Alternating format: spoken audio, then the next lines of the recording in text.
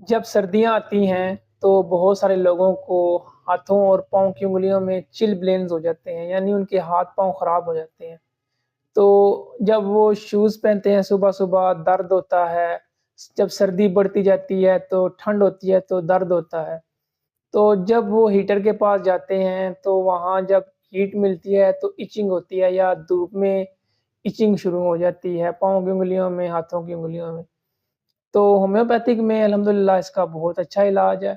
2 medicines میں آپ کو بتاؤں گا، یہ دونوں میڈیسن آپ یوز کریں اس ترتیب سے تو انشاءاللہ آپ کی پرابلم ٹھیک ہو جائے گی۔ تو نمبر 1 پہ میڈیسن ہے ایگیریکس 30، اس کے 5 قطرے صبح ناشتے کے بعد تھوڑے سے پانی میں یوز کر لیں۔